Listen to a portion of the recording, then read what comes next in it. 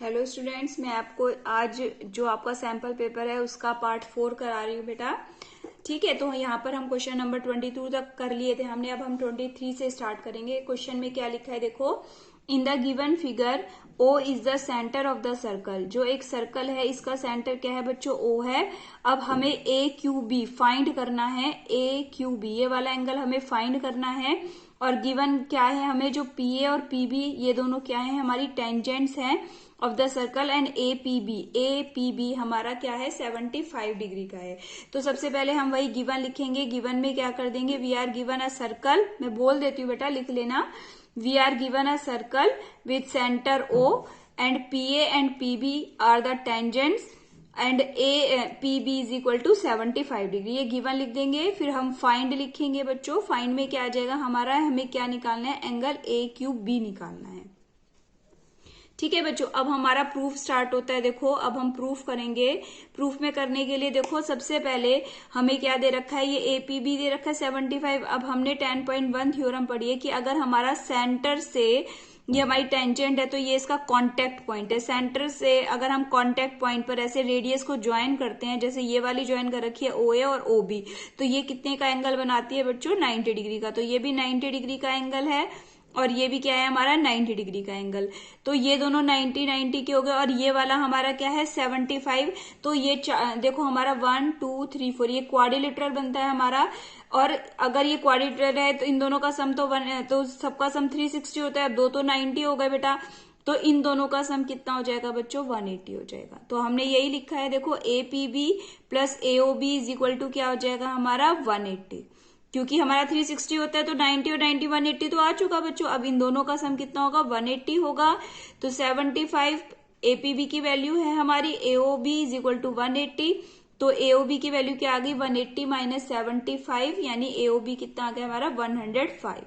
अब हमने हमारा AOB निकल गया, लेकिन हमें AOB नहीं निकालना, हमें AQB निकालना है बच्चों। अब हमने 9th क्लास में फिर से थ्योरम पढ़ रखी है कि जो सेंटर पर एंगल बनता है वो डबल होता है अगर उसी सरकमफ्रेंस पर जो हमारा उसी सेगमेंट में अगर हमारा सरकमफ्रेंस पर एंगल बनता है। तो the angle made in circle, the angle made in centre, angle made in centre is double the angle made in circumference in the same segment. लेकिन सेगमेंट सेम होना चाहिए। देखो एक ही सेगमेंट पे ये वाला बना हुआ है, इसी सेगमेंट पे AQB बना हुआ है। तो अगर मेरा ये वाला 105 निकल के आया तो ये वाला जो है इसका 105 का हाफ, यानी कितना आ जाएगा 52.5 आंसर आ जाएगा बच्चों।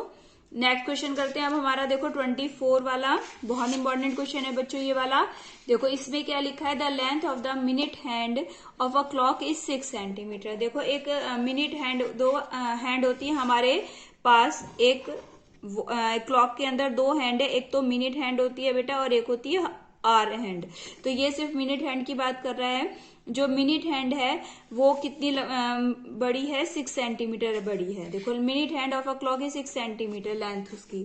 Find the area of the swept by it. जो ये वाला एरिया कब निकालना है हमें, एरिया इसके स्वेप्ट होने पर।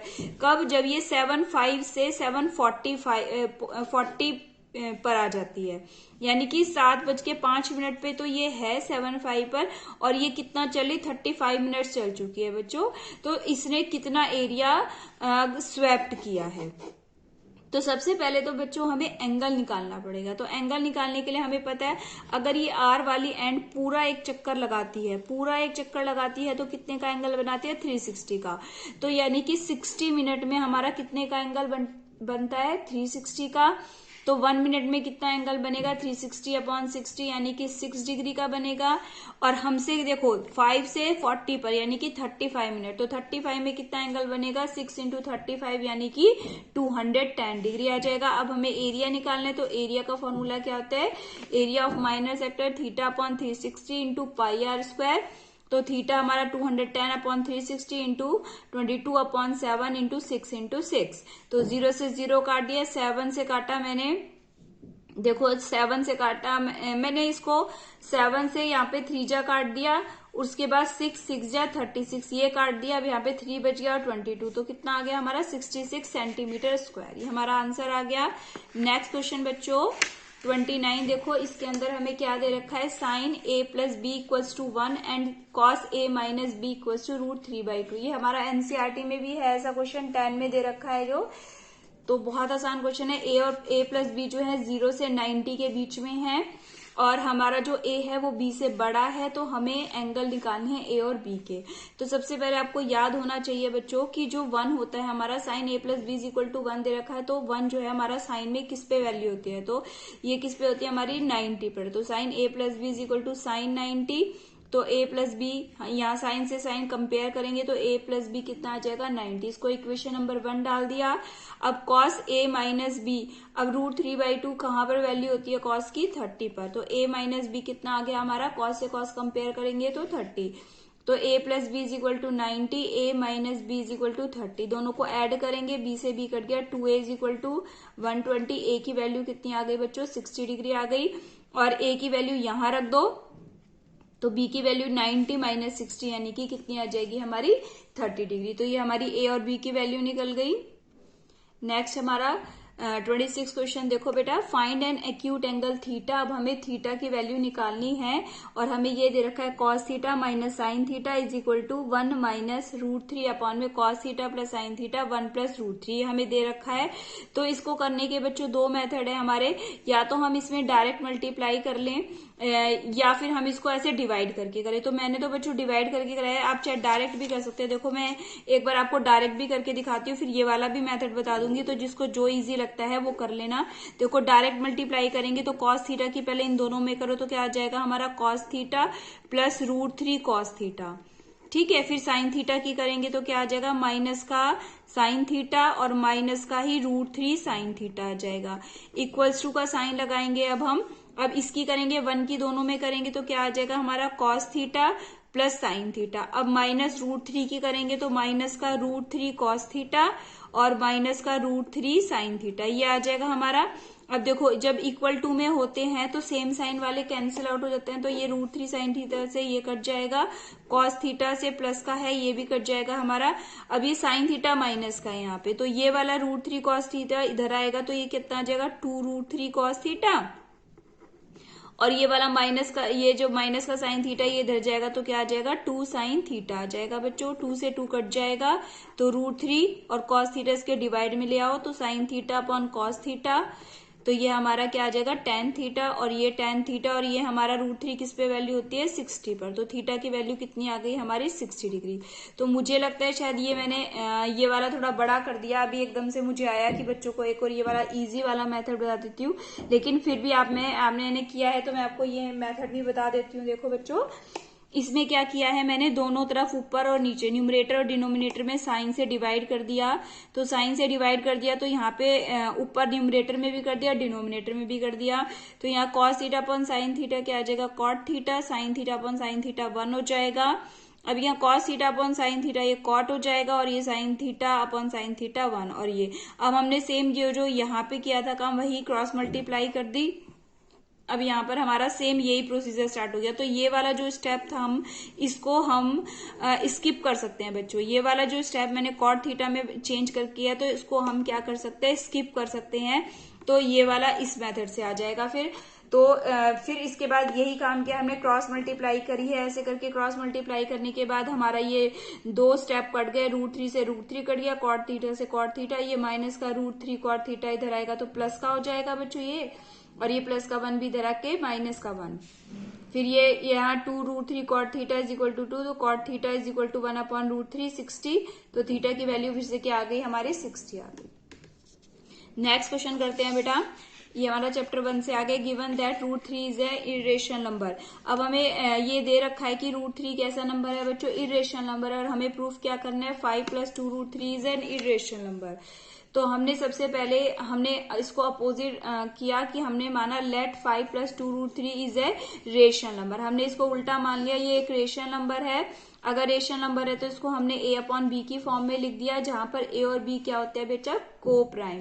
को प्राइम का मतलब जिनके अंदर जो है 1 के अलावा कुछ भी कॉमन नहीं होता। तो 2 3 हो गया, जैसे 3 5 हो गया हमारा, ये ट्विन प्राइम भी कह सकते हैं इनको। तो को प्राइम यानी कि जिसमें 1 के अलावा कुछ भी कॉमन ना हो। ठीक है, तो यहाँ पर हमारा a अपॉन बी लिख दिया हमने। अब ये प्लस का 5 मैं इधर लेके आ गई, तो यहाँ पर हमारा क्या आ जाएगा, 5 अपॉन 1 मैंने एलसीएम ले लिया, a minus 5b upon B. अब देखो यहाँ पे जो 2 मल्टीप्लाई में था, मैंने इसको डिवाइड में ले गए, तो यहाँ पे क्या आ जाएगा हमारा a माइनस 5b अपॉन में 2b आ जाएगा। अब √3 तो हमें एज ए गिवन क्या दे रखा है, इरेशनल नंबर, और ये हमारा कैसा नंबर है, रेशनल नंबर। तो ये हमारा रेशनल नंबर है और √3 हमारा इरेशनल नंबर है, विच इज अ कंट्राडिक्शन, क्योंकि एक इरेशनल नंबर एक रेशनल नंबर के इक्वल नहीं हो सकता। तो इसका मतलब हमारे जो सपोजिशन था वो रॉन्ग हो गया। 5 + 2 √3 कैसा नंबर है, एक रेशनल नंबर। नेक्स्ट क्वेश्चन बेटा हमारा 28 question, if the zeros of the polynomial, ये बहुत इंटरेस्टिंग क्वेश्चन है हमारा। If the zeros of the polynomial x² + px + q are the double in value to the zeros of the polynomial 2x² - 5x - 3, then find the value of p and q। क्या कहा है बेटा कि जो ये वाली पॉलिनोमियल है हमारी x² + px + q, जो ये पॉलिनोमियल है, इसके जो जीरोज हैं उनकी वैल्यू डबल है। किससे डबल है, इसके जीरोज से। ठीक है, तो सबसे पहले हमने इसके जीरोज माने, let alpha and beta are the zeros of x² + px + q, इसके जीरोज मान लिए। तो सम ऑफ जीरोज क्या होता है बेटा, माइनस का b/a, यानी कि क्या हो जाएगा हमारा, माइनस का p अपॉन में a क्या है हमारा 1। अब प्रोडक्ट ऑफ जीरो क्या होता है, c/a, यानी कि q अपॉन में 1 हो जाएगा। इसके बाद हमने क्या करा, इस वाले के जीरोज माने, देखो पॉलिनोमियल ये वाली है, इसके जीरो माने हमने, let a and b are the zeros of this, दूसरी वाली के a और b माने। अब क्वेश्चन हमने फिर से सम ऑफ जीरोज करा, a + b कितना आ गया हमारा, माइनस का b/a, यानी कि माइनस माइनस प्लस हो जाएगा बच्चों, देखो ऐसे आएगा माइनस माइनस का b/a, तो ये प्लस का आ जाएगा हमारा, कितना आ जाएगा 5/2 आ जाएगा। प्रोडक्ट ऑफ जीरो क्या होता है, c/a माइनस का 3/2 आ जाएगा। अब अकॉर्डिंग टू क्वेश्चन हमें क्या कहा है कि इसके जीरोज, किसके जीरोज बच्चों, x² + px + q, इसके जो जीरोज हैं वो डबल हैं इसके जीरोज के, यानी कि अल्फा जो है डबल है किसका, इसके जीरो का। तो alpha is equal to 2a और बीटा इज इक्वल टू क्या है, 2b। क्वेश्चन में कहा हुआ है बेटा कि इसके जीरोज जो है डबल है in value, double in value of the zeros of इस। तो हमने alpha is equal to 2a, beta is equal to 2b लिख दिया। अब इनको ऐड किया बच्चों, alpha plus beta is equal to, इन दोनों में से 2 कॉमन, तो ये क्या बच जाएगा, a + b, और a + b की वैल्यू क्या है हमारे पास 5/2, तो 2 इंटू में 5/2, 2 से 2 कट गया, और अल्फा प्लस बीटा मैंने कितना निकाला हुआ था बच्चों, p, तो p की वैल्यू कितनी आ गई हमारी, माइनस का 5 आ गई। अब ऐसे अल्फा इंटू बीटा किया तो 2a इंटू 2b, यानी कि 4ab आ गया। अल्फा बीटा कितना है मेरा, q है 4, ab क्या है मेरा, माइनस का 3/2, तो 2 2 जा 4, यानी 2 की मल्टीप्लाई -3 से करी तो कितना आ गया हमारा, दिखाई दे रहा है बच्चों, हाँ यहाँ पे देखो, दोबारा से देख लो, alpha beta is equal to 2a into 2b, alpha beta is equal to 4ab, तो q² जो हमारा अल्फा बीटा है इसकी वैल्यू हमने यहाँ से q रखी, और 4 इंटू ab की वैल्यू माइनस का 3/2, 2 से ये 2 2 जा 4, 2 मल्टीप्लाई -3 माइनस का 6, तो p की वैल्यू हमारी माइनस का 5 आ गई, और q की वैल्यू क्या आ गई बच्चों हमारी, माइनस का 6। अब हमारा 29 क्वेश्चन आता है हमारा, देखो 2 कॉइन्स आर टॉस्ड सिमुलेटेनियसली, यानी कि 2 कॉइन्स को हमारा टॉस किया जाता है। What are the probability of getting at least 1 head, at most 1 tail, and a head and a tail. तो जब हम 2 कॉइन्स को टॉस करते हैं तो हमारे की फेवरेबल केस क्या होते हैं, 2 की पावर 2 यानी कि 4 होते हैं बेटा हमारे। तो हमने इसका सैंपल स्पेस बना लिया सबसे पहले। तो क्या आ जाता है हमारा सैंपल स्पेस, या तो दोनों पर हेड आएगा, या एक पे हेड आएगा फर्स्ट पे, दूसरे पे टेल, या पहले पे टेल आएगा दूसरे पे हेड, या दोनों पे टेल आएगा। अब फर्स्ट क्वेश्चन है एटलीस्ट 1 हेड, कम से कम एक हेड तो आए, 2 भी आ सकते हैं, तो कम से कम एक हेड एक बार आ रहा है, 2 बार आ रहा है, और ये 2 भी आ सकते हैं। तो 1 2 3 हमारे जो है फेवरेबल केस कितने हो गए, 3, और हमारे टोटल केस कितने हैं बच्चों, 4। तो क्या आंसर आ गया इसका, 3/4। अब हमारे से सेकंड पार्ट है एटमोस्ट 1 टेल, कम से कम एक टेल तो आना ही चाहिए, एक भी आ सकता है और 0 भी आ सकते हैं। तो हमारे पास एक तो यहाँ पर एक टेल आ रहा है, यहाँ पर एक टेल आ रहा है, और यहाँ पर एक भी टेल नहीं आ रहा। तो एटमोस्ट का मतलब ज्यादा से ज्यादा एक, ज्यादा से ज्यादा एक यानी एक भी आ सकता है और जीरो भी। तो हमारे पास इसमें भी फेवरेबल केस कितने हो गए हमारे 3 और टोटल केस कितने हो गए हमारे 4। तो 3/4 आंसर आ गया। नेक्स्ट है हमारा ए हेड एंड ए टेल, एक हेड आना चाहिए और एक टेल आना चाहिए। तो एक हेड और एक टेल, एक हेड और एक टेल, यानी पहले पे हेड आ जाएगा दूसरे पे टेल, पहले पे टेल आ जाएगा दूसरे पे हेड। तो ये कितने फेवरेबल केस हो गए 2 और टोटल हमारे कितने हैं 4। तो ये क्या हो गया हमारा 2/4। तो आंसर क्या आ जाएगा हमारा 1/2। ओके गाइस, इसको इनको जो क्वेश्चंस को ध्यान से देखें, अगर समझ में नहीं आता है तो दोबारा वीडियो देखें और वीडियो को लाइक करें और अगर चैनल पर नए हैं तो सब्सक्राइब करें। Bye guys.